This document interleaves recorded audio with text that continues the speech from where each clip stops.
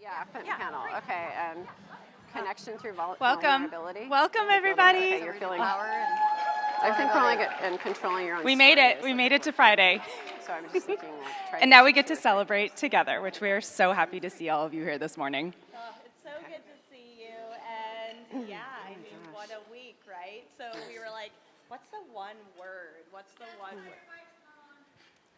What's the one word? What's the one word that comes to mind when you think about the past 4 days? Overwhelming. Okay, yes. Magical.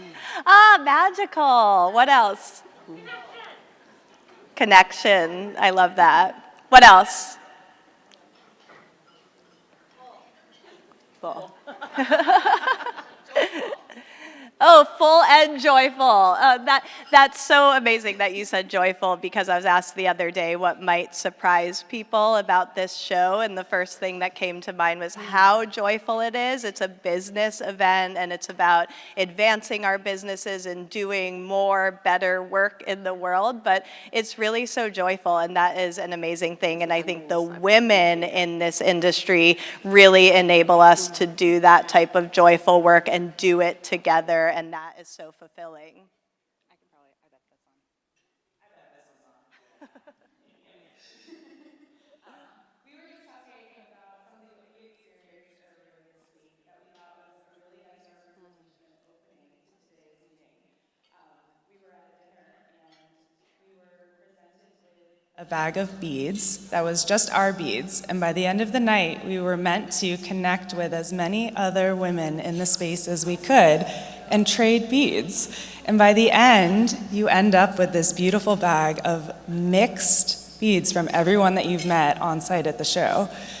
And then you wear that, it's going to be turned into a bracelet. You wear that bracelet and you take it with you. And when we got to the end of the week, we're like, okay, that is our expo experience. It's about coming in with certain ideas and views and objectives, and then leaving with so much more than that, and taking everyone's inspiration, ideas, conversation, and connection that comes from the week and carrying that with you. And so much of what we're going to talk about today is about that. How do we really honor and celebrate our individual stories? We're all so unique and our journeys are so unique, but as women, especially in this industry, we also feel that collective energy, and we're able to overcome challenges together, and we're also able to celebrate our collective wins. Mm-hmm.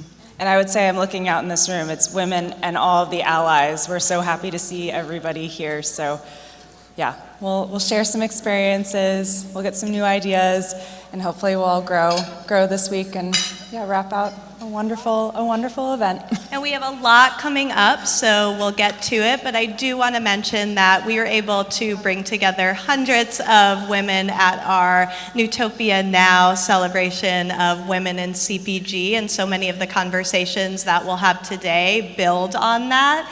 And so I want just everyone to keep in mind that what we talk about today should not be a one-time conversation. These should be things that we come back to, and connections that we're able to nurture and grow throughout the year. And I also want to just celebrate the fact that this industry continues to push when it comes to advancing women, not just women in leadership roles, but products that serve and support women. And we're seeing so many great advancements in research around women's health and in funding for women-led and women-focused products. And those are some of the things that have been really exciting to me, both on and off the show floor. So with that, we want to introduce Laura Dickinson. Laura has been such an incredible advocate for work around equity, sustainability, social responsibility, and so much more, and has really driven some of these conversations into true action. So with that, let's introduce Laura Dickinson to the stage.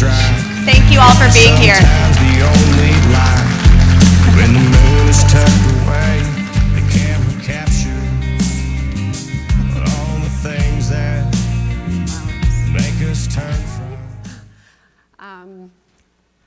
Wow, this has been a very, very busy week. I think for many of you, how many of you have been here since Monday? Good job, me too. Actually Sunday, and so I want to honor that I'm tired and haven't slept, and also I've been looking forward to this all week, and it's just, I'm getting a lot more energy back just being in this room. And this is actually really special. This is a kind of a culmination of a lot more than a week here, being in this room and seeing all of you. And this is, I want to just share a little bit about the journey that brings us to this moment and why this is actually a lot more meaningful, you being here, than you may even know. One Step Closer is the organization that I have the privilege to be a part of, and it started 13 years ago. And what we are is a community vessel for activated leadership and innovation. We have a lot of CEOs and very special companies that I feel like have deep heart and purpose in our industry that come together and look at not only how do we help each other grow our revenues and our profits, but also our purpose. And that brings us into a lot of special work that we bring to the industry. And part of that comes back to you. A lot of these, some of you may have seen these different projects, but it's really special to see when we get a room full of people together with aligned intentions, what magic can happen. And so these are some of the projects that we've launched, but what I want to highlight here is that when I started OSC around my dining room table, I didn't actually notice that it was me and 6 men who were all CEOs and wonderful men. And I wasn't minding that at all. I was having a lovely time. And at the same time, I realized I don't want to be the only. And it took a couple years to have a single woman come to the table for a number of reasons, that there's not always a lot of CEOs, and it also feels intimidating when there's just a lot of men in the room. But what I noticed is when the women started coming in, the real power started to come out in the organization, having that balance of perspective on both sides. And it was every single time you see one of these initiatives, it was a woman who stepped forward to say, I would like to launch that with you, Laura. And just with seeing the purpose and the meaning with packaging. If we're making great products, why are we making trash? Let's do something about this. It was a woman who had experienced seeing trash all over the Caribbean in the Peace Corps and wanted to address that. With Climate Collaborative, I was just with her all week. My co-founder, Jessica Rolfe, was stepped forward and said, my heart is breaking, as yours too. We need to address climate more than we are in this industry. And so that became the Climate Collaborative. And similarly, Cheryl Laughlin said, well, what about the biodiversity of our people, and what about women, and not just the environment? And that became the Jedi Collaborative. And you'll meet Angie Rossi and Betsy Frost, who then said, if we uplift women, that can make a difference. And that had been something on my mind since the beginning. Because when we launched the Climate Collaborative, what I learned is we were doing all this environmental stuff. And that felt really good, and we still do a really good job in this industry of environmental impact. But maybe you've seen Project Drawdown, who we worked with, and the single biggest solution to addressing climate change is education of girls and empowerment of women. And so it starts here. And what more powerful place than in food and natural products than to have women at the table making the decisions. And so that is a big part of the women's circles that you're going to learn a little bit more about. Because and I want to actually note what is so beautiful when you manifest something with women. I think I brought this up to Jenna and Jessica, gosh, we need to talk more about how we uplift women in this industry, and everybody was kind of hearing it, and it just feels very serendipitous that today in this room, this was the same room that we had Climate Day on Tuesday, and now today we are 7 years since launching it, having an uplifting women's session. So I feel like we're doing a service to much more than ourselves by being here, and I want to thank you for that. So I want to introduce our first speaker, who is an incredible woman that I've been able to get to know. And it's Arthi Shahani. And I've found that in getting to know her over the last couple months, and we just had a chance to meet live in person, have some coffee this morning, I don't know if you've experienced this, but she asks the kinds of questions and looks me in the eye in a way that I'm like finding my truth and feeling seen and answering from a much deeper place. And that is true power. When someone sees you and brings you out and realizes your own potential and helps unlock that. And so I just want to appreciate that, and also that that's a big part of the purpose today. So Arthi Namdev Shahani is an award-winning NPR journalist, best-selling author. This is her book that I've been reading, and I recommend it highly. Here we are. And it came from, I think, some really special and heartbreaking experience that is very worth your reading. What I've found is that this book really is a big part of her journey of who she is, and it comes out in the work she does now, which is interviewing extraordinary leaders on NPR, such as former President Barack Obama, the CEOs of Microsoft, PepsiCo, the creator of Queer Eye, and many democracy activists, Oscar and Grammy Award winners, and even the judge who sentenced her father to prison, which is a big part of what this book is about, and an incredible story. Arthi's own journey is remarkable. She grew up an undocumented immigrant in Queens, New York.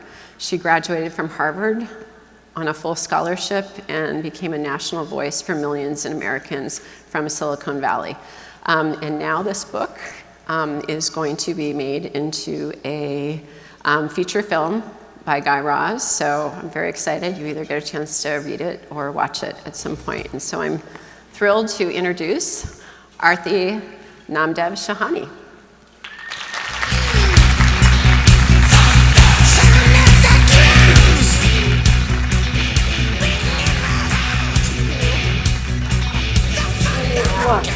We can't do a proper bear hug because we're like mic'd up and trying to like not mess our hair and all that stuff. Hi everybody, how are you? Good morning. I'm so happy to see you here. I was worried, oh, this is the end of the conference. Maybe people partied hard. Who's gonna show up? And you're here. So thank you for that. It's a full house. It's wonderful to be here with you. I am hearing a little mic feedback, so if anyone needs to interrupt me at some point, please go ahead. I wanted to say I'm Carmen Sandiego, here to teach you travel hacks. Arthi. I want to tell you a bit of my life story in a way that hopefully is useful to your life story. Back when I was in high school, I came home from a date, and my whole family, minus my father, was huddled and looking very morose. I immediately thought, oh no, they found out that I have a boyfriend. I was not allowed to date. My dad was. Dad was a shopkeeper. He ran a wholesale electronics store in Manhattan. And that day, police raided his store, and they said that he was selling watches and calculators to the Kali drug cartel, a notorious criminal group that pushed drugs on kids, that murdered a journalist in a Queens diner, and that murdered a whole lot of other people, animals. My first order reaction, if you're really to peer into it, abject shame. I was a scholarship kid at the Brearley School for Girls on the Upper East Side of Manhattan. Cost a Tesla a year to attend. My parents' classmates were fancy, educated people. I already felt I was not enough. I did not need my father to be a criminal. Back then, I wanted to be a prosecutor.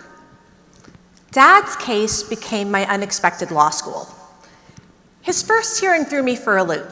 He was brought into court with co-defendants, presumed foot soldiers of the Kali cartel, who were cleaning their dirty money with my dad's job. But he didn't know any of the guys seated next to him. Still, his defense attorney said, hey, take a guilty plea. They're offering you 6 months. You serve 6 months, you get the time done with, go back to your business, go back to your life.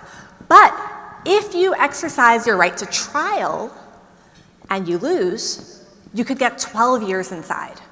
It's a trial penalty. Yes, we have a constitutional right, but if you use it, you're penalized. So my dad did what 99% of co-defendants do. he took the plea. And on the day he was supposed to return home to us, my father disappeared. He reappeared days later in an immigration detention facility to be permanently deported from the United States as a criminal alien. Deportation was a second surprise punishment. My reaction to the word deportation was visceral, like an electric current. I was like an electric circuit on fire. America is my home. Yes, we used to be undocumented, but we got our papers. Everyone was either a green card holder or naturalized citizen. Who benefits from Dad being exiled? By this point, my inner prosecutor, the one who told me, you are nothing, you have to be more than your parents, she shut up. And my true self took over. I decided it was time to stop going to school to fight my father's case. And the fight was political. It wasn't in a courtroom. It was, I had to show ICE, Immigration and Customs Enforcement, that yes, legally you can deport Mr. Shahani, but there is an enormous universe of people who don't want to see that.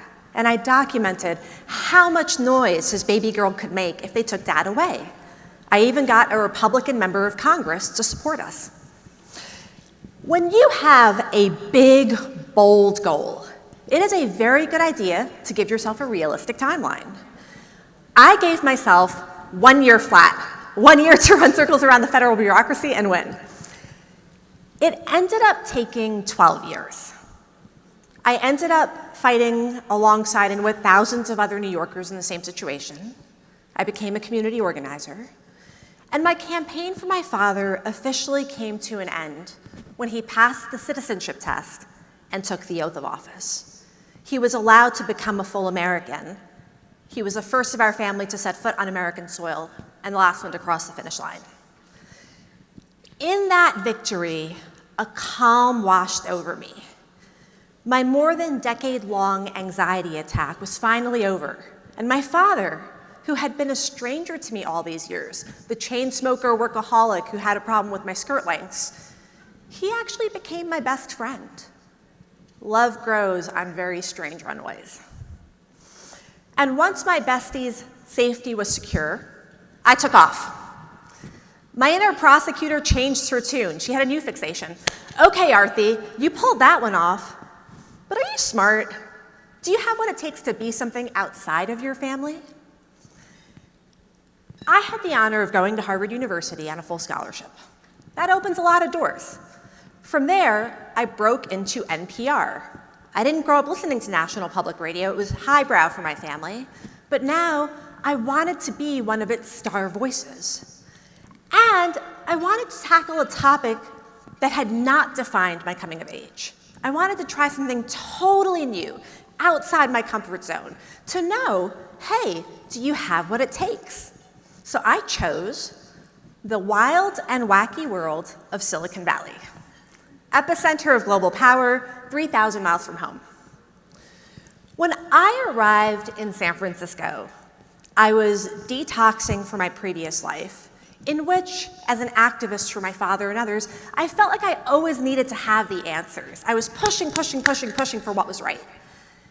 And I felt tense, like my fists were like this and they were tired, and I didn't know anymore what the answers were. And so I let my muscles relax, and I enjoyed simply asking questions, being curious. That is the job of a journalist. Now, curiosity does not mean deference, so let me give you an example. First thing many of you did this morning was open your Amazon app and shop. A decade ago, we weren't really exchanging that much money on the internet. It was a newer thing. And there was this platform called Kickstarter. An entrepreneur on Kickstarter had set out to raise $950,000 and ended up getting $8.5 million. Huge win. Damn, what a success. Buzzes everywhere. Look at all that money. But something did not make sense to me. So I called the entrepreneur to ask. Would you have to give money back to your backers if you weren't able to deliver? Technically, from the Kickstarter perspective, I actually don't know the answer to that, but from a doing the right thing perspective, we will treat our backers, the best possible way. And that's a Kickstarter policy question, I think. Yeah, I don't know the answer. That's Ehrman's PR agent, Tiffany Spencer, saying it's a Kickstarter policy question.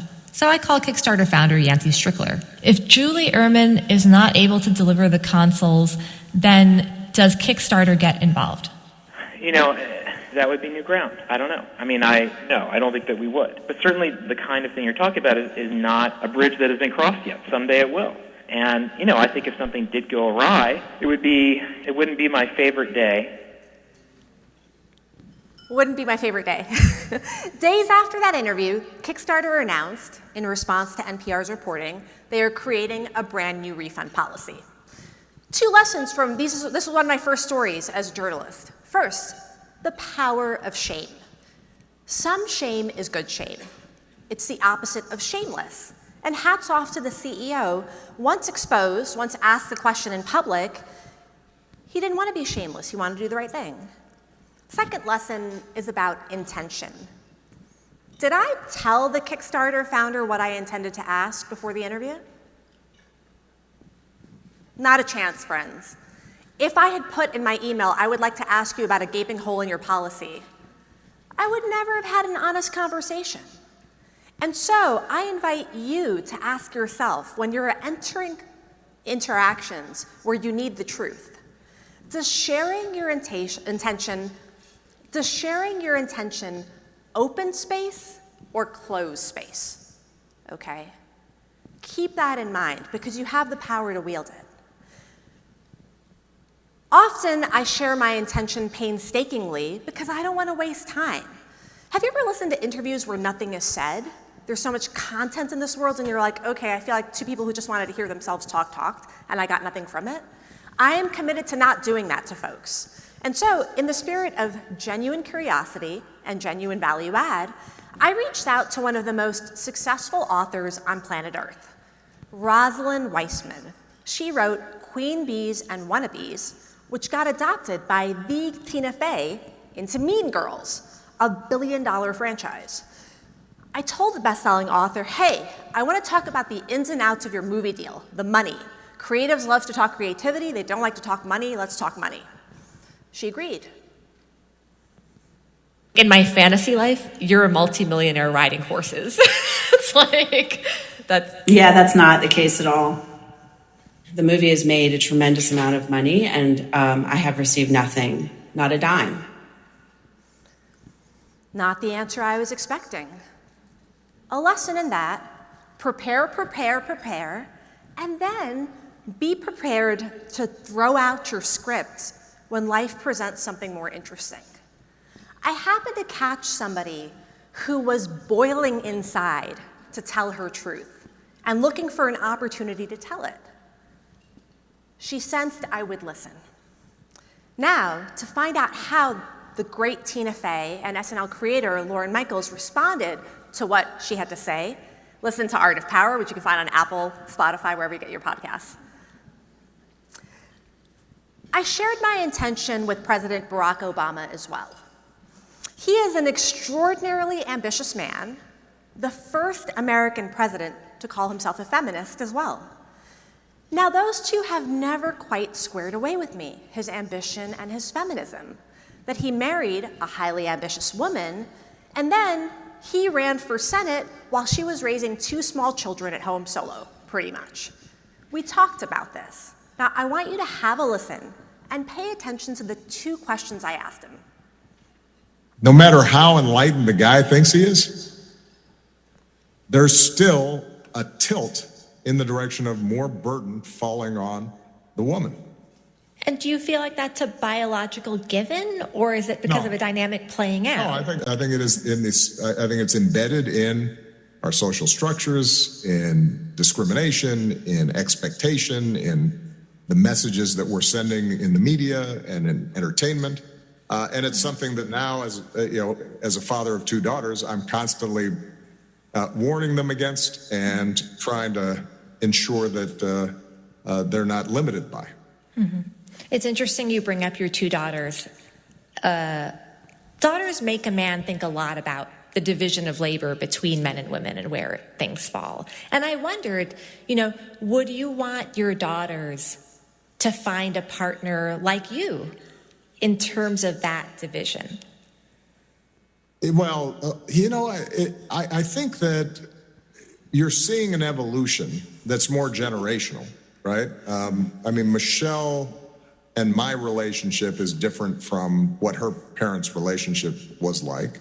Malia and Sasha and a lot of their friends just automatically operate on the assumption that I'm not expecting to make more sacrifices than the guy or partner that I'm with, which is part of the reason why I think you're seeing this next generation marry later in life. If they marry too early, then it's natural to be more vulnerable to some of these social pressures and expectations that fall on women.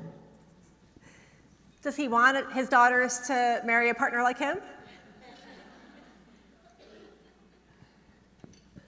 I'm seeing a lot of no's, but he hedged it, right? This is a very seasoned person who's kind of heard it all, though he never really heard this one.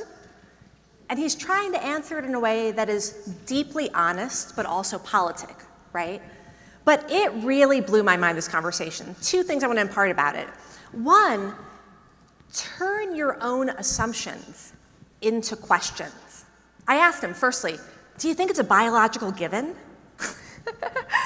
Do I think it's a biological given? No. I think most of this is social structure imposed on women by men and society and by each other. But you don't really care what I think, you care what he thinks. So let it come out of his mouth. Another lesson, dig deep for questions whose answer may surprise you and whose answer may surprise the person you're asking. When you're dealing with someone who's like the busy CEO at the office, really, I'm important, I got a lot of noise coming in, I've heard it all. How do you disarm that person? You ask them things that are incredibly common sense, but original. You could hear that he was thinking on his feet. Oh, okay, let me handle this one. And I will say that part of what was so meaningful for me about that interaction is I come from a very traditional patriarchal family. That interview went viral among my family across 3 continents. And they were like, wow, girl child's big mouth being marriage liability, is talking to the alpha male of alpha males, and he's a feminist? It was beautiful. I felt the generational shift happening in that 2-minute window. By the way, you should listen to the episode Art of Power as well with Barack Obama. He dropped some amazing gems about creativity that will change your life. I want to conclude now with the single hardest interview of my life. It starts off sounding like an awkward first date. Do you like chicken soup? I do. I mentioned that funny thing that I don't eat carbs. Okay. So if there's noodles, I have to eat around the noodles. Do you eat grapes? Well, so I do wine, but not grapes. Would you like some wine? Only if you're having. That was years ago. I now eat lots of carbs. I enjoy them. I highly recommend carbs. This interaction is with the judge who sentenced my father in the case that destroyed my father's life. Thanks to my NPR career, he would hear me on the radio, and we reconnected. He invited me into his private chambers and then his own home. By the way, this never happens to the children of defendants. This was a truly rare opportunity, but here we are. I showed up, not for any reason in particular, probably because I'm a glutton for awkward, and the more awkward, the better. I guess that's another lesson, embrace the awkward.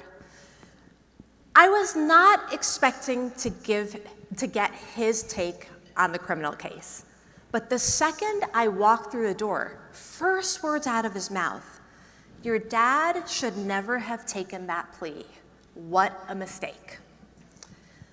According to the judge, my dad had a hand to play.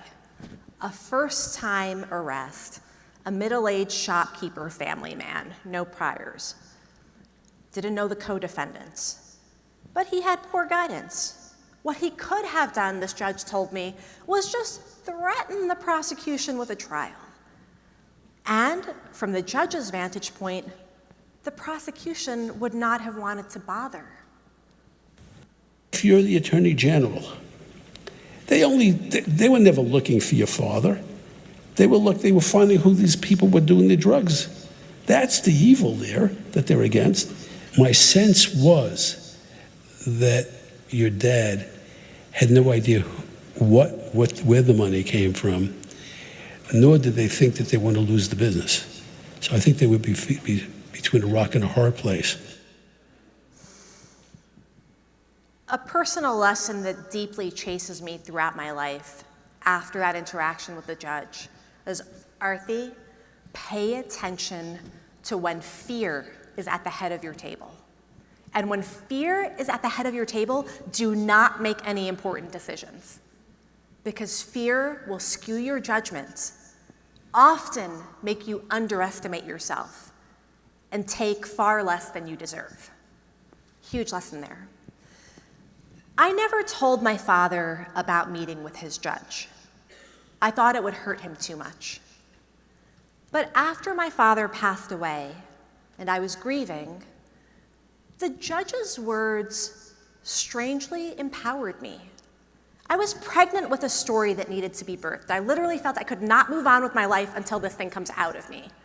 Many of you in this room have that feeling. There is something that you are birthing and you need to do it. It's the creative spirit. But my family story for so long had not been our story. It was told by others, by courts or ICE or newspapers. We were illegal or low-skilled or criminal aliens. But now, with this trusted authority figure saying it himself, I finally had the cover I needed to tell our version of the truth. I wrote up my meeting with this judge. I gave it to a literary agent, and he shared this chapter with publishers, the largest publishers on earth, and they ended up bidding for this book in a competitive auction. So I had the backing of a trusted publication and the words of this person with privilege to reshape my family's story. I had a mountain of support behind me to finally tell it like it was from our perspective.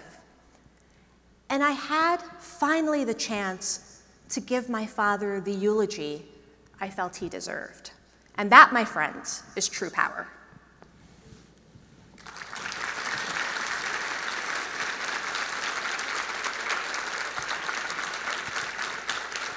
I often get to ask people questions, but this is not the venue where we can do that.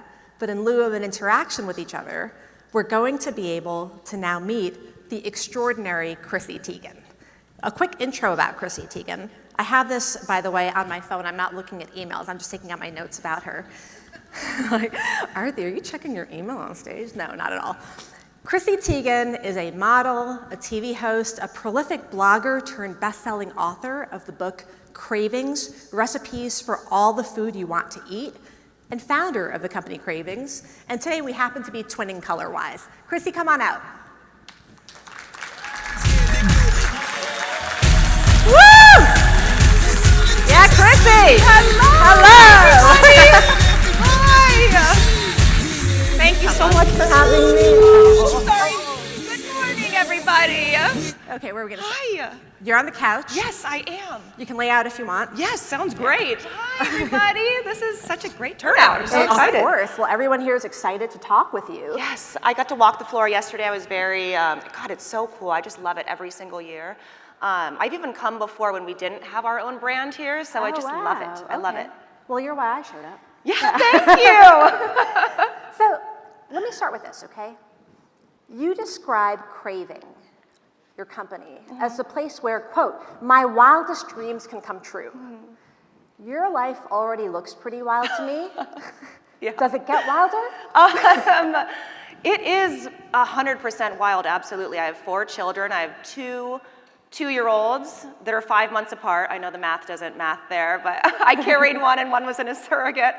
And then I have a 6-year-old, an 8-year-old, obviously a husband. We have nannies. Our house is very chaotic, very fun. But the one constant in our home, since Luna, who was our first child, is that we always love coming together around the kitchen. The whole center of our universe is the kitchen. The living room, the little family room we have right next to the kitchen is really right next to it. Despite having a pretty big house, everybody is really in this, I will say, 10-foot space in our house all the time. And it brings me such joy. I love that. Yeah. The epicenter Yes, where all the energy it's the is. heartbeat, it really is. And my kids are so comfortable in the kitchen. I give them knives at a very young age. I watch them closely, but I've always, I was kind of a feral kid. I was always out and about in walking trails. I grew up in Snohomish, Washington. It's about 45 minutes north of Seattle. And I wanted them to have a childhood where they could, be very hands-on and a part of everything. And I think that's why I like cooking so much, is because while we are like kind of indoor cats now, it is our space where they get to like kind of act out and try things and be a little crazy. I love that. I'm gonna get parenting tips for you. My Yeah. child turns 3 this month. Oh my goodness, Yeah. amazing. Such a fun age too. Oh my God. Yeah. Talk about feral. Yeah, I know. Tell me a bit about this journey through the lens of being a female founder. Is it relevant? Yeah. Oh my God, you guys. I actually feel kind of silly being up here because I know that I am surrounded by women that really know what they're doing. I think with me, the most challenging part has been that I didn't go to school for this. I don't have a business degree. I just had a passion and a love, and everything I do, I learn day by day. And I learn more, obviously, from the mistakes than I do the wins. And so we kind of just have created this world where I surround myself with really incredible women. My team at Cravings is chock full of women that I look up to, I admire, and we all bounce ideas off each other. We all feel so open to learn from each other. I think that's gone well for every aspect of my life. One thing people always tell John and I is that they loved working with us, but they really loved working with our teams. So if there's one thing that I've done really, really correctly in business, it's surrounding myself with really good people that I want to see every day, that I get excited to get text messages from, that cheer everybody on, that are patient with people, they offer people a lot of grace, and I feel like being a woman, that's where we shine, is we're able to kind of really navigate that world where we know that there is so much on our plates all the time, and we genuinely care about how each other are doing outside of the company and inside of the company. But I think a big challenge of mine has just been insecurity in this world, because I have no background in it, and we've had men come into the company before, and I look to them as being the brains of the operation, because that's how they kind of act, right? They come in and they act like, let me do this math for you. Exactly, and the confidence, and then you're drawn to the confidence, right? Because you're like, oh, they must know what they're doing, and they've done X, Y, Z before, and so I took that and I was like, okay, they really know what they're doing. But then you realize, like, oh, they're here because of me, though. So there must be something about me that sells this and drives this product, too. And that only comes from time and mistakes over and over and over again. But it's so interesting what you're saying. It's like literally you're reading my mind as you're talking, because something I've noticed in interviewing different leaders, there's almost this kind of like predictable thing that happens, which is that the masculine leadership conversation is, let me tell you what I did right. Are you taking notes? And then the feminine leadership conversation is, I've made so many mistakes. I wish I could learn better, and I'm trying so hard to learn. And so let me just ask you this, you're a badass. Give me an example of something you just got right. You're like, oh yeah, I did that. Oh my gosh, well, our brand new rebrand, honestly, we are so proud of it. And this came from a world where I was so scared to enter this grocery world. I wanted to look exactly like what was already out because I was like, well, they've been doing it for 30 years, so there must, like, we can't afford to have these things focus grouped or tested, so why don't we just do what they did? And we didn't want to stand out. And then it went against everything that Craving stands for. We're meant to stand out and be bold and be different and be like unapologetically delicious and decadent. And we were hiding for a little bit. So like, I do feel like this rebrand is like us saying that we have confidence in this space, and it's crazy to say that, like it even makes my bones hurt when I say it. But like, this is, we belong here, and we feel so proud of ourselves that we're willing to be bold, be colorful, be crazy, and stand out. But yeah, that took many years. Oh, hats off to have the confidence to be contrarian. Absolutely, yes, yeah, and to still know that these aisles are kind of archaic in a way, right? Like you go through and you're nostalgic because you see these old boxes and things, but also there's room to change too. So encouraging people to have fun in the kitchen has always been my #1 goal, and we weren't really reflecting that in the packaging before, and then now I feel like it's reflective and it all tells the same wonderful story, and I'm so proud of it and so excited about it, and it's just been really great. Follow-up question. I recently interviewed the director of the Martha Stewart documentary on Netflix. And he had pointed out and shown in her own words in this documentary that when male leaders of magazines and publications said, oh, you're like a home person or a food person, she's like, no, I'm a life person. My business touches all of life. Don't say it's just food. What is your true vision for what you're doing that you're afraid to admit is your true vision? Oh gosh. My true vision, it's so interesting because I consider myself a very crafty person too. Like I share that I'm like constantly crafting. I love being a mother of 4. Like that to me is like so much of my identity, and I am proud of it and I love it.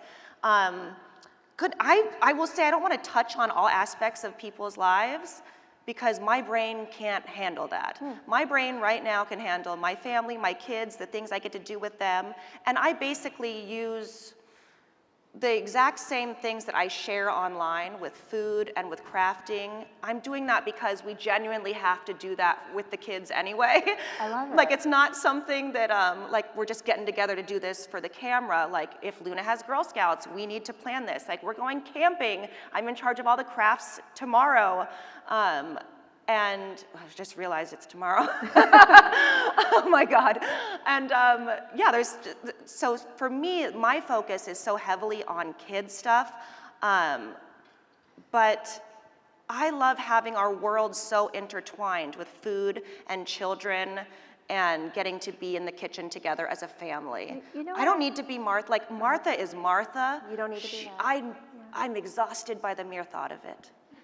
Amen. And I want to then reflect back to you how extraordinary it is for a woman to not hide what motherhood is and looks like, and to allow it to be a part of your public identity in a way that's also serious business. I mean, like, I wish that more and more of us could do that, because my sense is that the world and markets will become a better place when we're not hiding that fact of ourselves. You are a genius at social media. Oh, God. I follow you. Yeah. I have followed With some hits and misses. Well, sure. And I guess hits and misses, yes. And like you can talk about the misses.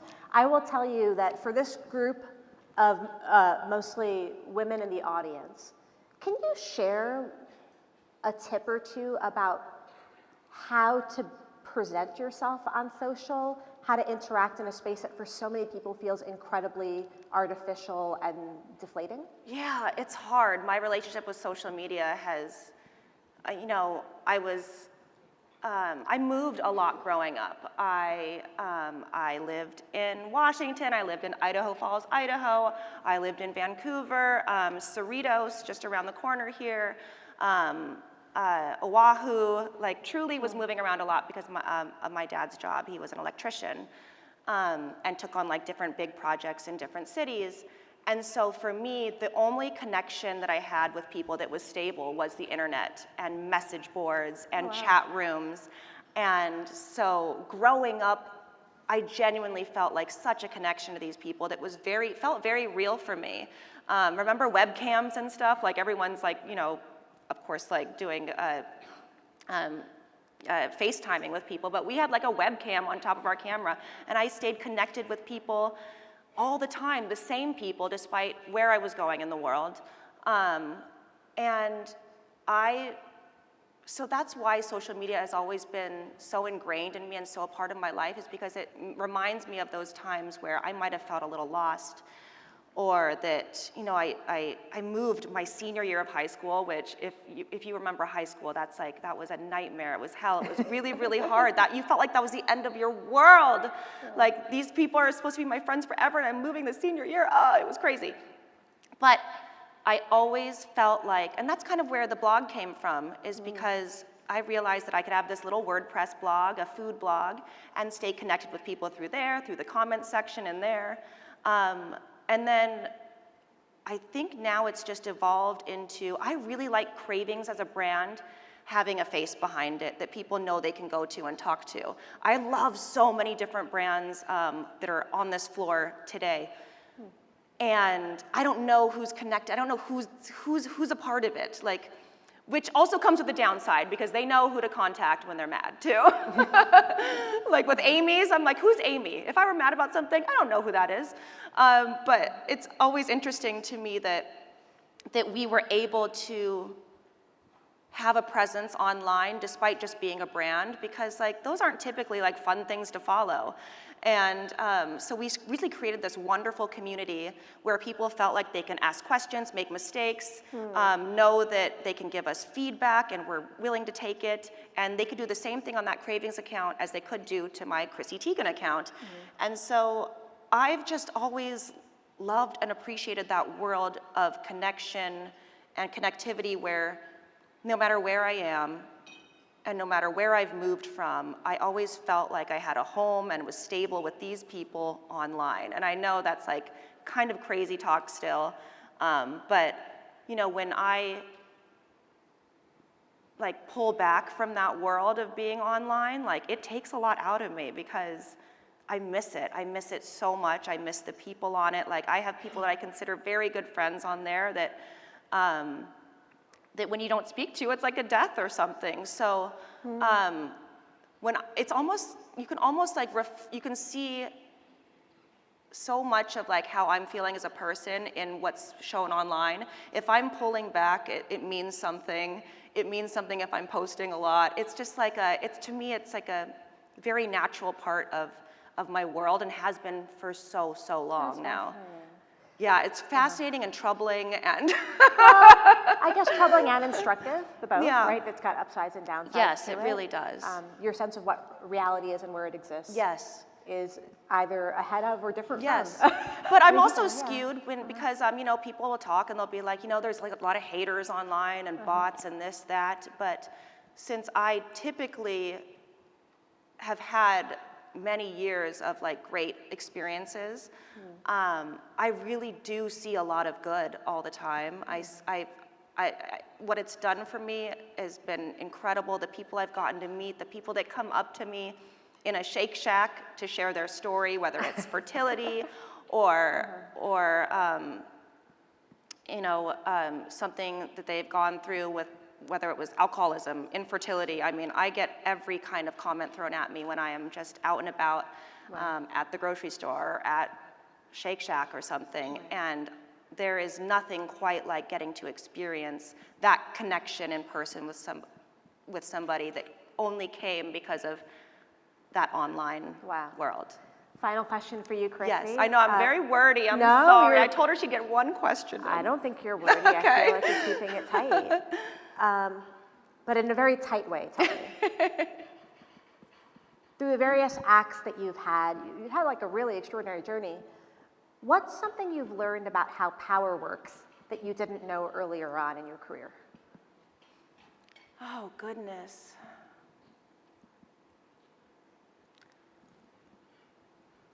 Oh, that is such a good question. I would say that my personal power exists in confidence.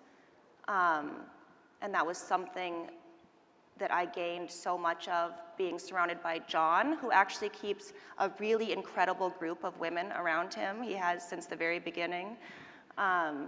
His manager is a woman that he went to college with. They were in a cappella together. She's seen him grow. She's seen him be in this world for such a long time. Power doesn't come from stature or the loudness of your voice, is what I've learned a lot too.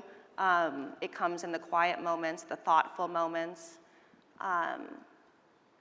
It comes from fucking up, and you would think that power comes from like being perfect and being great and wonderful and doing everything right. And it's even hard to say now that I feel 1,000 times more powerful today than I did 2-3 years ago. When I think of like how much that confidence can grow now, into 2 years from now, it seems like, oh my God, can it get more than this? Can it be better than this? I don't know. I feel really good about right now. But I every time I talk about it, I'm like, power doesn't come from being a loud man, basically, is what I want to say.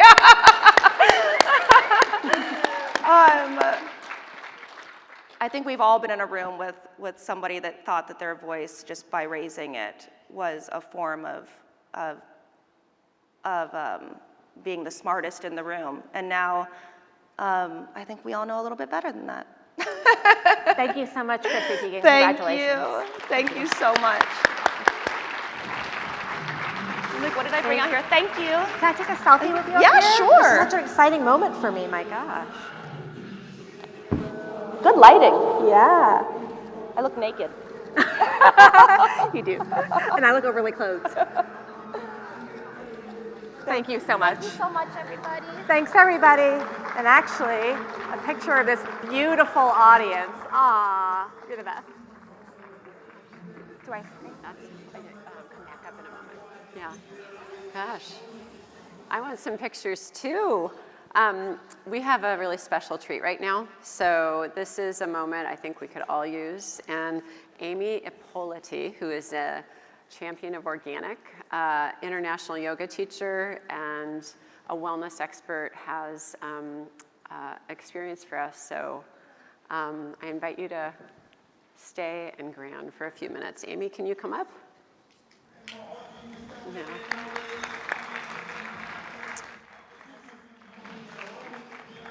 Hello, Expo. How's everyone doing?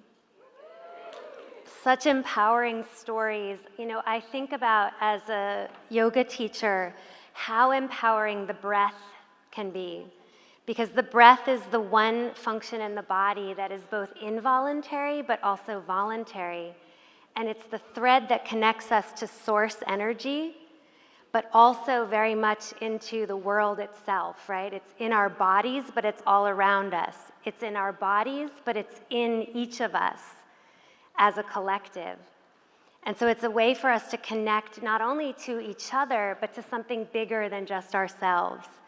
And so when I'm feeling small, because I am kind of short, I don't know if you noticed that, like I'm definitely not as tall as these ladies.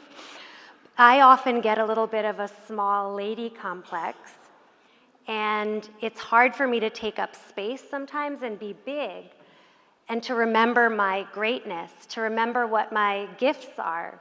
But when I tap into the breath, and I'm going to teach you how to do this as well, when I tap into the breath, I remember that the divine, or source, or whatever you want to call it, wants me to be here.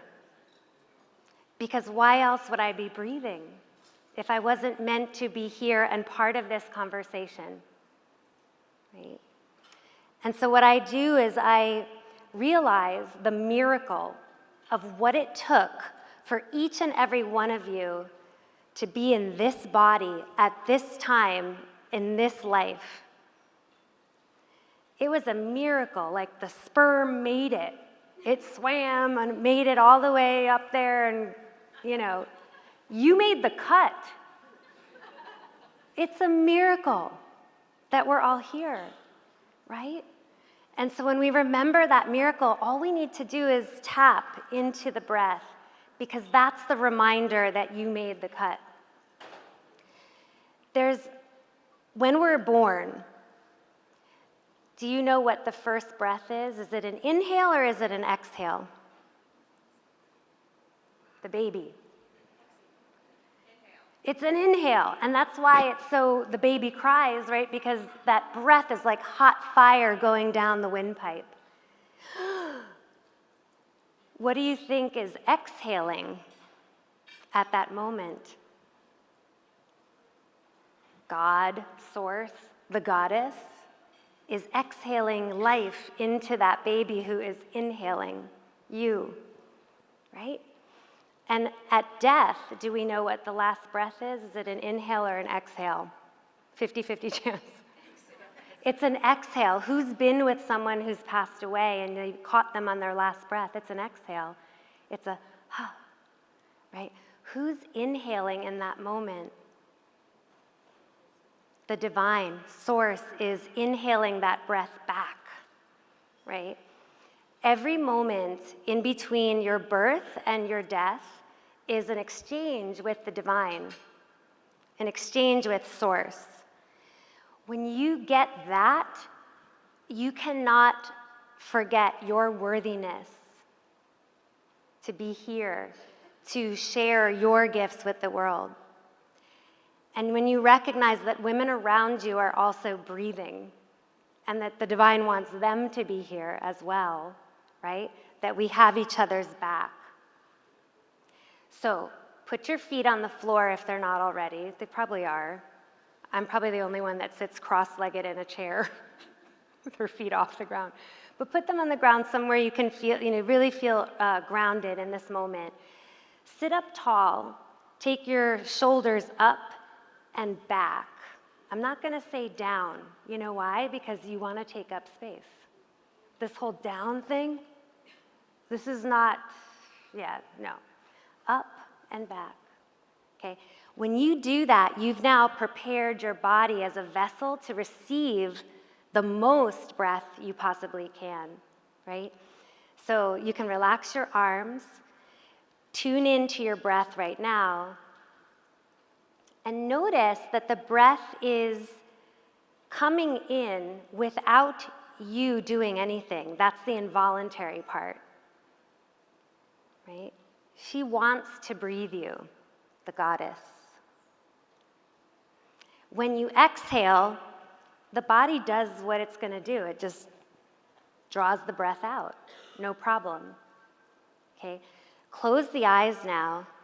Tune to that inhalation and that exhalation.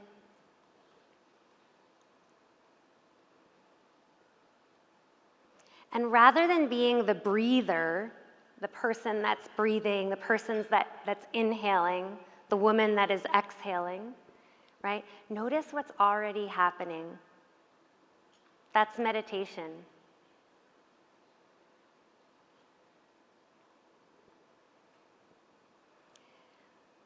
Another way to participate is to think of the breath as a teacher, to think of every time you inhale of opening your body and lifting the shoulders up and back each time you inhale. And when you exhale, gently toning the abdomen to allow the breath to go back out. So you're a participant, you're not the doer. Although you can do, simply be and watch what's already there. Every inhale, continue to take up space in your torso. And with every exhale, gently tone your lower abdomen to let the breath come out. If you practice yoga already and you know Ujjayi breath, triumphant, uplifting breath, you can even do Ujjayi here. It has an audible sound like ocean waves.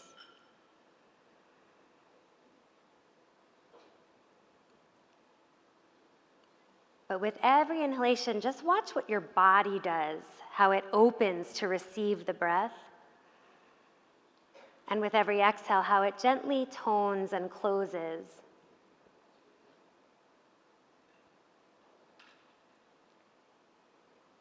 And as you continue just to watch the breath flowing in and out,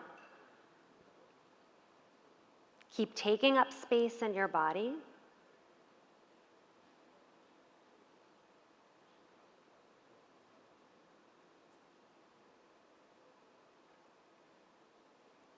And notice how the breath wants to flow in, and take that as your sign that you're worthy to be here, to be in this space.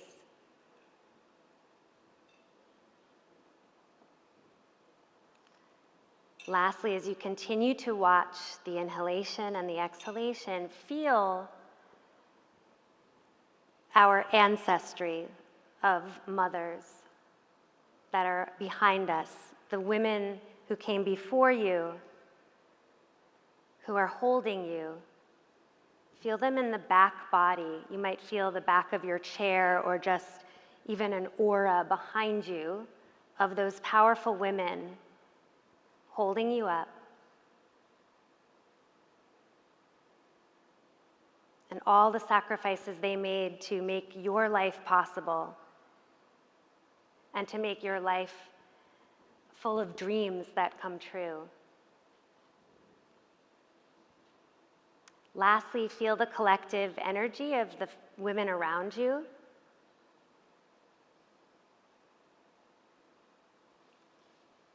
Allow your heart to open, to receive, to listen, and also to offer. Thank you so much.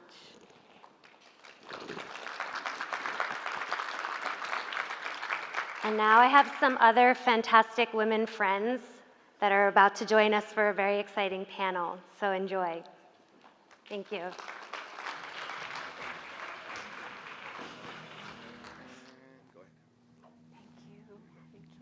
think I'm going to have one of these too. Okay, we're back. Thank you. Okay. Oh my gosh, thank you. I'm so excited for you to meet all these wonderful women I've had a chance to get to know It's cushy. through the course of this week. Just grab my water. And I want to start, we're trying something here, which is we thought, oh, it's kind of like The View. Here we go. But what we want to start is a conversation that will then turn to you. So our table then becomes your table. And I want to start by recognizing this week, I think this has happened to a few of you in the past. I know it just happened to me where I was at an event earlier this week where I was the last of, there were 6 men speaking, and then I was the last one, and they were all great speakers, and we were going a little long, and I was starting to feel really insignificant, unworthy, like, oh my gosh, I've got to just rush this. I don't feel right. People don't want to stay any longer. I don't know if I have anything to say, and another woman came up to me and said, Laura, take the mic and hold the mic, and we want to hear from you. And it just meant so much to have that moment. And I feel like this is my moment to just be able to listen and listen to you all. And thank you, because all of you do such a wonderful job of that with other women, of taking the mic, but to listen and honor those that are, and see others with that mic. So I want to start, Arthi, you talk a lot about power and the art of power in your podcast, and can you talk a little bit about what you've learned about power that you didn't know before? Maybe the most nuanced thing I can share is stop waiting for heroes, but look around for who can amplify what you want to do. Who is the person, what are the institutions with more privilege, with resources, that may have sway that you simply don't, because voice is one tool, it's certainly not the only tool. And I have learned that I've been able to go deeper and deeper into truth, into saying things that are inconvenient, into being contrarian in a way that is fact-based and, not seeking to get a rise out of people, but pointing out when the emperor has no clothes. I'm empowered to do that, especially when I don't feel like I'm riding solo. And so what I have learned is don't wait for heroes, but recruit supporters. Love that. Yeah. Thank you, Yeah, Dorothy. awesome. Can I ask us to move the slide forward, because I don't have a clicker and I want you to see who all these amazing women are. And since you met Arthi, I'm going to move on and can each of you share your name and what you do? Yeah. Hi, everybody. My name's Angie.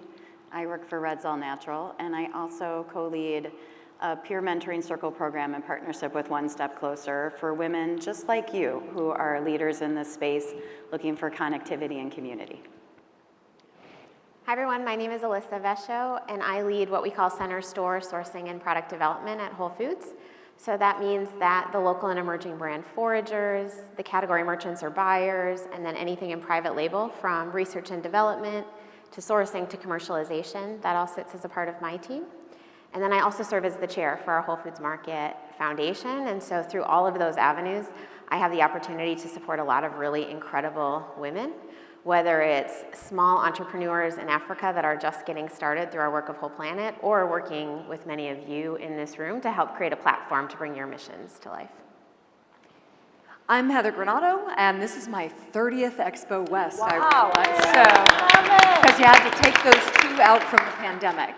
And I actually worked with this show and on this show for many, many years. I'm currently doing business consulting, but I'm really excited about the nonprofit I helped found 3 years ago called Women in Nutraceuticals. That's really founded around how do we help women be empowered to be their professional and personal best selves, and looking at how do we have more women in leadership, funding for women-led businesses, and women in science and like research in female populations. So excited to talk about that aspect. Hi everybody, Sherry Fry with Nielsen IQ, and I lead our total wellness team at NIQ, which is really how consumers are looking at their own personal health and wellness, but also the health of the planet. And the one where my heart really is very passionate, and that is social responsibility. And it's everything from how we look at equity across diverse populations, but also really how we uplift women as well. So very excited to be part of this panel. I will say I came into Expo I think with a feeling of yearning, and I feel very much that I got the connections that I was looking for, and very deep grounding in many beautiful folks on this panel, and many of you, and I feel like I'm hearing that from so many folks as well, that we all kind of came in looking for this. So love it. Hi, I'm Kim Perel. I'm a 9-time founder, a best-selling author, an investor in over 100 companies, and I'm the co-founder of a company called Junie Tea. And I'm a huge advocate for women in business, having been in tech for 20 years and now moving into the beverage category. So tech to tea, but I feel that it's important to empower women across all categories, and I'm really just thrilled to be here with all of you. That's awesome. Thank you all. Angie, you and I've had the privilege, and I've been able to see you in action, facilitating and leading the women's circles with OSC. And you really do see others and also create like a space and a vulnerability. What have you learned through your amazing career about power that you didn't know before? Yeah. Well, I believe so much of what you shared this morning is so true. I think when you're younger, particularly when you're a woman, you are waiting for somebody to give you power. And I think over time, what you realize is you already have agency. And the way you claim your agency is through your voice. But really the way I feel like women have always come together to create power is when we join together in community and move forward together. That is how social change has always happened. No matter what you learn in school or not, that is true. And so now more than ever, for so many reasons, I feel like this is the time for women to continue to come together, to connect, to help each other, and to continue to move society forward in a way that we would like to move it forward. And that is a time for us to claim that and for that to happen. And that's why this event, I always love a West. I was looking extra forward to West this year for this event and to see so many women here today and to have these connections to come together, because the more women can connect, the more the power dynamics shift, the more society evolves, and it will be a better place. And so this all happens when we come together in community. I so appreciate that. This is, I was contemplating with some folks that there's a lot of broken relationships right now way out there. And this is where I think women have real superpowers, is rebuilding and connecting and letting that ripple out. So I think that's what I see as a superpower in all of you, but I'm curious, Elisa, what would you say is the part of power that you've learned that you didn't know before? Yeah, I fully agree with the points on the importance of community and our collective power. One thing I've been thinking about a lot recently that's been a little bit of an underpinning or a theme so far in our conversations today is how often we as women give our power away. And what I mean by that is I so often waste so much energy worrying about what other people think. Like, did I say that right? Did it resonate? Am I doing a good job? Am I a good mom? Am I a good enough friend? And every time I do that, I'm giving away my own power and giving my power to someone else. And so in the last few months, I've been very actively caring less. And it's because I care so deeply about how I want my power and energy to radiate in the world that I need to care less what other people think and set that aside. So that for me has been a really big learning recently. And then the other thing I've been thinking a lot about is the ripples that we create in the world, some of which we see and some of which we may never see. You know, I think about, as consumers, when we buy a product, we may never see the female farmer all the way at the end of that supply chain, but that is a ripple we create. And so this idea of being really conscious in how we consume products and what we support and how that aligns with our values, or even as simple as smiling at someone on the street and paying attention when you ask them how they are, like giving them the full presence to pay attention to their answer, there is power in all of that. And all of that can change the course of people's days and their lives. So I think for me, like, it's really just recognizing the power that I have in terms of how I show up and the energy that I radiate into the world. In addition to community and being surrounded by really amazing people. Love it. Yeah. That's like real power, that ability to shift energy through a conscious moment with other people. And Heather, you have been so profoundly thoughtful and conscious, I think, of this industry and also women. What have you found about power and learned about that you didn't know before? It's been like a big transition. I think we all had this transition through COVID where we suddenly understood how very interconnected we are in a very deep and meaningful way.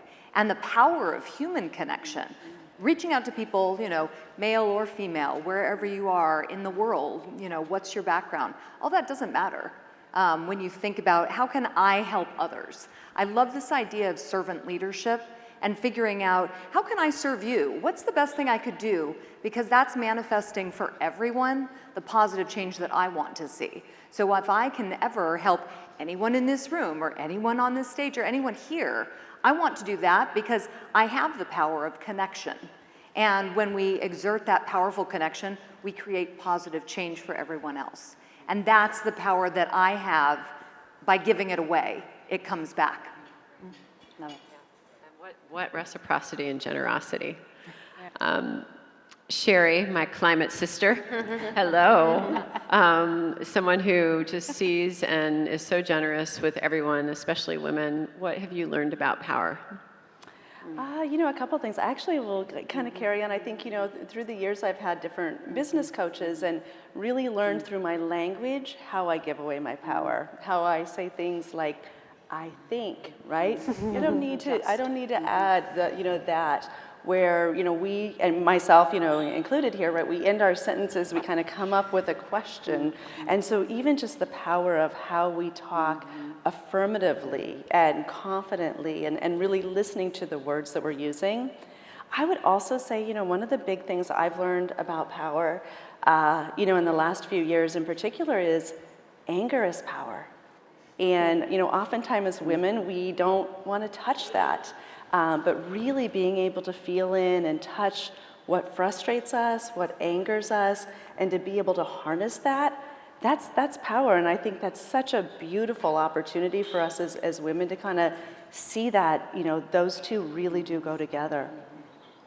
Absolutely. That is I think something we're a little bit fearful of letting out, but there is truly times where it's called for. Kim, in my brief exchange and in looking at you, I was just struck by how, wow, this woman is luminous and powerful, and part of your power I was seeing was you just drew me out and asked me questions, but there was power in that I just so appreciated. Talk to us about what you've learned about power. I think for me, just knowing it's not about position. And early in my career, I thought power was a position, but what I learned over time is about influence and impact. And the more we pool our power, especially as women, the more successful we'll be. So just having grown up in a very male-dominated industry, it's knowing that, as you guys said, you are enough, right? And just knowing and having that confidence in yourself, and the doubters will be the doubters. Yeah, that's powerful. There's something that I find very intimidating, and that is the act of being vulnerable, and I think a lot of us do. And I just want to hear from, let's have a conversation about that. Well, how do we use vulnerability as power and as a connective force? Where have you found that to work? I would love to jump in on that one. I used to think that vulnerability was something that I had to hide. Like I needed to be so polished and so pulled together. And so I used to think that vulnerability was almost a liability. And what I've come to realize over the last number of years is that it's actually a superpower. And I think it's one of my superpowers. I'd be curious if my team agrees. But when I show up in the full humanity of who I am, and I demonstrate vulnerability, I believe that creates psychological safety for other people to do the same, that they feel seen, they feel heard, they feel like they can be authentic. And there is power in that too, and that you can be both. You can be, an amazing leader and a vulnerable human. Both of those things can be true. So I really think about it as a superpower now. Yeah, I love that. I'd love to follow up on that actually. Several years ago, we did an executive coaching with our team at Supply Side. And the coaching that I received was very much, here's Brené Brown. We'd love to have you read this. We think this is where you struggle. I was like, what do you mean? Everything is perfect all the time. I think we all struggle with, we want to be seen as perfect. We want to have this control. And the more I read and the more I understood being vulnerable, letting people see the personal aspect, and helping them engage in that way, vulnerability made me a much stronger manager. It made me a better friend. It makes me a better leader. It helps me embrace my own power because I can be fully present in who I am. Yeah, I think I can add on that because I also invest in a lot of companies and I manage a lot of teams, but vulnerability is a permission slip. I'm actually writing a book on mistakes to share all the mistakes I've made because people look now and they're like, oh, you've done all this, but I've made so many mistakes and mistakes need a makeover and sharing them needs a makeover and people need to share all the challenges and setbacks so that you have a permission for other people to do it. Yeah. And I think it's really important because if I share all the struggles I have, that gives you permission to share your struggles too. I love that. That is awesome. You just made me think of, there's something called the growth mindset, and one of my 3 children apparently wasn't engaging in it with my, according to her teacher. And so we came up with this, every time you catch yourself in a mistake, you get a quarter if you talk to me about it. I love that. But I think there's something there, and it's also developmental. So thank you for sharing that. Anyone else want to share their mistakes? We all have them, that's for sure. For it, That's I've got a quarter. Sure. I think one of the themes that comes out here that I always think about, that a truly confident person is really much more focused on connection than control. And women in particular, I think, are naturally gifted at connecting. And you cannot really connect unless you're vulnerable, right? Because it has to come through trust, and trust comes through vulnerability. And this shift for us that I believe is so important for where we are in society, but also for women to really have the impact that we truly can have, is that if connection is more important than control, then living your life with love or leading with love versus fear is a paradigm shift. And when you do that, everything changes. You're a better human, you're a better parent, you're a better spouse, but you're also a fundamentally better leader. People resonate with that energy in a very different way. That creates momentum in your organizations. We are all here because we're here to change the food industry and really fundamentally society, right? Because food is so integral to what we do. And so I think the more we can focus on connectivity and the less we focus on control, which is a very male-oriented way of engaging with others, the better we'll all be.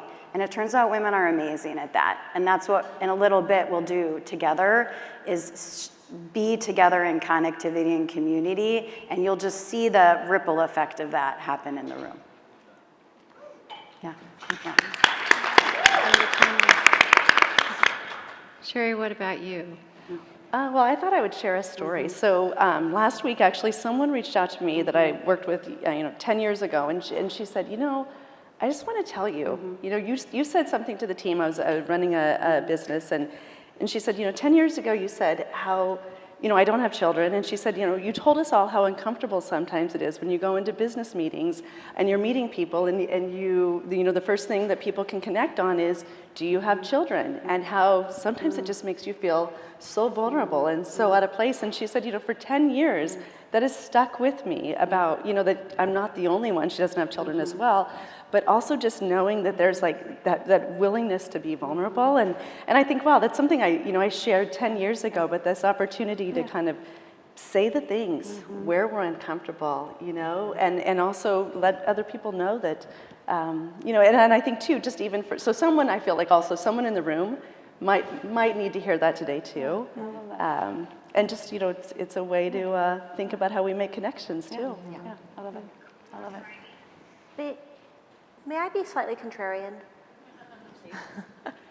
I want to preface it with, this feels like church for me. I'm getting so much from what you all are saying, and I just feel like I needed a lot more of this at a really pivotal career juncture in my life. So just one thing I would signpost, especially for the younger women in the room, of which there are many, if you are not surrounding yourself with women like this, you need to be surrounding yourself with women like this. They exist. Do it. My contrarian point. Vulnerability is not an equal opportunity act. And sometimes it is actually not safe to be vulnerable. And so I had the experience, I recall, I very briefly in my keynote discussed, I was a community organizer, fighting with alongside immigrants and my father, and then I pivoted 3 years flat to become NPR Silicon Valley correspondent. That did not happen through vulnerability. I frankly shoved into a box my activist identity, and I started to wear a brand new uniform that was more safe for the gatekeepers of my new industry. Journalism a la 2013 was very uncomfortable with people who had my kind of background. Even though so many of the skills I were using were the same skills. Go talk to strangers, be clear about what you want to communicate, do your homework. The skill set being the same did not make it okay for me to have that background, so I kept my background under wraps. I just didn't talk about it. And I think I only finally had the permission to be honest about who I was once I gained the respect of the gatekeepers in their terms. So that's fair. Super good. I really appreciate that. To also know, part of the power is to know when you can be vulnerable and call that. And trust is, I think, a big part of that when you feel like you're in a place of trust. Thank you. Yeah. And please always be contrarian. That's powerful. You and my family. Kim, I've noticed you you have an amazing story, and all of you have amazing stories, and there's like that's something I think that is fascinating. We hear a lot more about is story, and as a public figure, how have you been able to take control of your story? I think there's, like I feel, and I think a lot of women in general pain when we lose control of our story or it's told for us. But tell me about how you've been able to give voice to your story. I mean, I write about it. My mom's like, please stop writing about my, our growing up and how, her childhood. She's like, please, my brother or sister, I'm like, please stop. I mean, for me, it is vulnerability. It's sharing my story so others can see that I started at my kitchen table and with nothing, and you can start with nothing and build an incredibly big company in any category. And it's what's so inspiring is seeing all these amazing companies that are being built here right now. Like, this is the next generation. I feel so excited about it, to be walking those floors thinking these are going to be incredibly big companies. And I think from sharing my story and people being able to see you started at your kitchen table and eventually grew to $1 billion, like, I could do that too. And so just sharing that. That is powerful. I want to now shift it to the room and ask Betsy, are you here? Come on up. And if we could, I don't have a clicker, if we can click to the next one. Thank you. Yes, they were staying, but yes. Betsy and Angie, as I shared, as well as Catherine Flouten, and is anyone else here, are really leading these women's circles at OSC, and we want you to have a little experience. This is a lot what it's like in Circle, and we're going to stay and continue to answer the questions together, but without the mic that you're leading us in, Betsy. But before we do that, I want you to know this QR code is here, and there are opportunities if you want to apply to be a part of a circle, which is just a wonderful, amazing experience, especially with the leadership that Betsy and Angie and Catherine bring and provide. But so please connect with us, and if you would like to apply, because it's available. And can you give us a little bit more on that, Betsy, and the experience? Yeah, so as Angie was saying, the power of connection and surrounding yourself with amazing women creates an energy in and of itself. Our women's circles get together monthly, virtually, for about an hour and a half. And we either bring in speakers who inspire us to think differently, think about our lives, our money, our bodies, our leadership, our careers. And then we spend time together sharing what's going on in our lives, solving problems, putting challenges on the table, and coming up with solutions together. It's an incredibly energizing, supportive environment where people make life changes throughout the year. Everyone's invited to apply. The QR code is here. But what we wanted to do today was to give everyone the experience of that connection that we were talking about and the energy that it gives us just by connecting as women. These circles are magic, and the conversation becomes magic if you're authentic, if you're willing to put yourself out there, willing to give and receive, treating each other with respect, and then just leaning into how can I connect with just one person around the table. So I encourage you guys, if there's not a lot of people at your table, to move around and to join some others in a conversation. Simple discussion questions. Just go around the table. We're going to share your name, where you work, and one thing that you'd like help from a circle or a network. What is something that you are looking to tap into or could ask someone else to help you with? And then if you get through that, you could take away and start talking about some themes that resonated with you that you're going to walk away with today. We'll do this for about 8 minutes. 8 minutes? Cool, that'll be just enough time. And then we'll wrap up. So enjoy the conversation.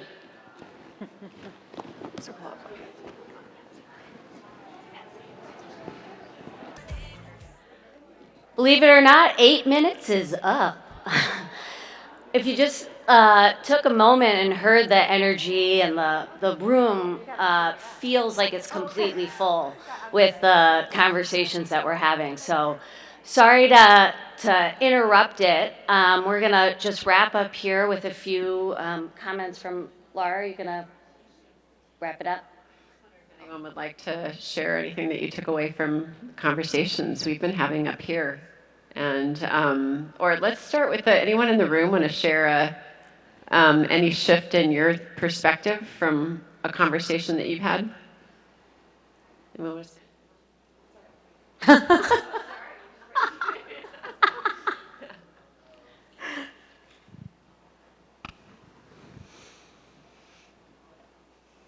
Hello, my name is Haley. Our group over here is some fantastic women, and one of the things that resonated with me is how during your questioning, Arthi, to Chrissy, she was so raw in her answering, and you could see her processing the question and avoiding the question because she was trying to think through it and saying some irrelevant things, but you could tell that she was trying to think through and process it, and it was very raw and real.